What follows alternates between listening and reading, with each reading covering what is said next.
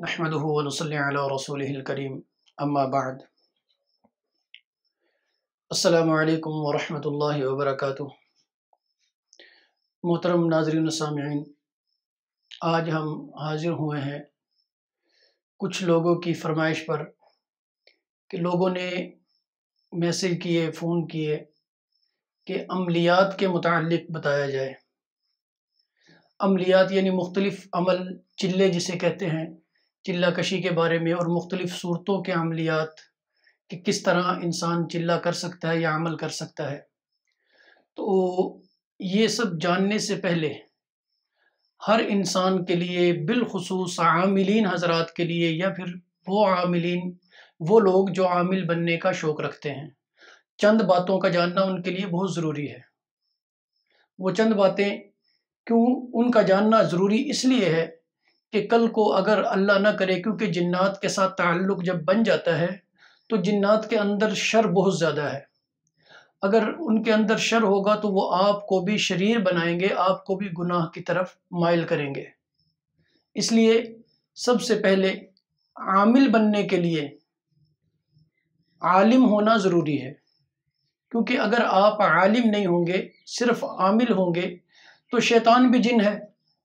اور شر ہے اس کے اندر بھی، اسی طرح جنات میں بھی شر ہے۔ جب یہ شریر آپ کے ساتھ تعلق بنائیں گے تو پھر آپ کو سبز باغ دکھائیں گے، آپ کو مختلف طریقے کی سہولیات، مختلف عیش و آرام دکھائیں گے، اور دکھانے کے بعد آپ کو اس طرف مائل کر لیں گے جس سے آپ دین سے دور ہو جائیں گے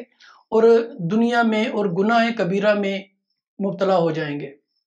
اس لیے سب سے پہلی شرط اس کے لیے یہ ہے کہ انسان عالم ہو، غیر عالم نہ کرے تو بہتر ہے۔ دوسرا کہ جو انسان عمل کرنا چاہتا ہے یا عمل کرنے کا کر چکا ہے، دونوں صورتوں میں وہ انسان ہر وقت، یعنی 24 گھنٹے سونے سے پہلے بھی، بعد میں بھی،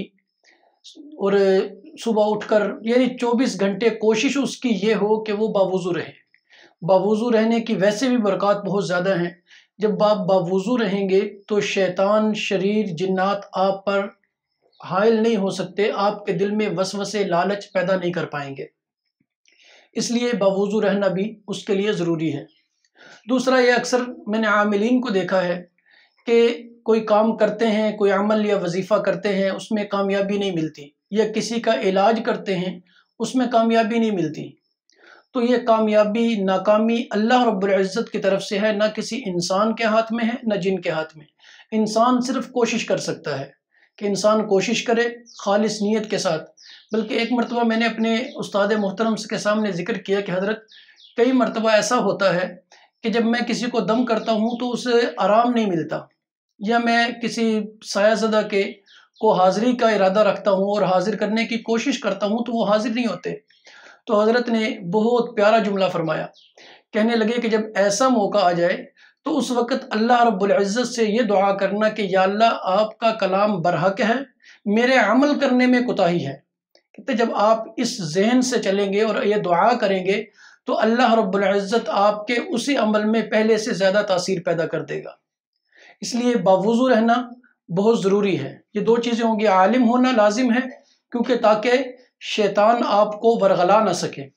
اور اگر اللہ نہ کرے وہ آپ کو ورغلا بھی لیتا ہے تو اس میں یہ ہوتا ہے کہ کروانے والا جو ہے، یعنی آپ کو جس نے چلہ کروایا ہے یا عمل کروایا ہے، وہ کروانے والا گناہ گار نہیں ہوتا، کیونکہ اس عالم کو سب پتہ ہوتا ہے کہ گناہ کی بات کون سی ہے، گناہ کا کام کون سا ہے اور نیکی کا کون سا ہے، کس راستے پہ جا کر مجھے گناہ ملے گا، کس راستے پہ مجھے نیکی ملے گی، یعنی دنیا اور آخرت دونوں بنے گی۔ تو اس لیے عالم ہونا، پھر باوضو رہنا، یہ بہت ضروری ہے۔ تیسری، متقی رہنا، تقوی اختیار کرنا،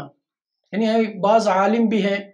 عامل بھی ہوتے ہیں، باوضو بھی رہتے ہیں، لیکن متقی نہیں، یعنی تقوی اختیار نہیں کرتے۔ تقوی کے اندر پھر علماء سے آپ لوگوں نے سنا ہی ہوگا کہ بہت سی چیزیں آ جاتی ہیں، یعنی یوں کہہ لیں کہ بڑے سے لے کر چھوٹا، یعنی کبیرہ اور صغیرہ، تمام کے تمام گناہ اس میں شامل ہو جاتے ہیں، چاہے وہ گناہ چھوٹا ہو یا بڑا ہو۔ یا جیسے جھوٹ بولنا، یہ بھی ایک گناہ ہے جسے ہم معمولی سمجھتے ہیں۔ جب عامل انسان جھوٹ بولتا ہے تو اس کا عمل جو ہے، جہاں وہ تقریباً 100% اثر کر رہا ہے، تو وہ جو فیصد اثر کرتا ہے اس سے ختم کر کے وہ صرف 5-10% پہ آ جاتا ہے، 5-10% اثر کرے گا۔ اس لیے ایک تو جھوٹ کی عادت چھوڑنی ہے، کیونکہ جھوٹ بولنے والا ویسے بھی اللہ رب العزت کے ہاں محبوب نہیں ہے، اور آپ علیہ السلام نے اللہ رب العزت نے لعنت کی ہے۔ اس لیے تیسری چیز ہے کہ ہم نے جھوٹ نہیں بولنا، تقوی اختیار کرنا ہے۔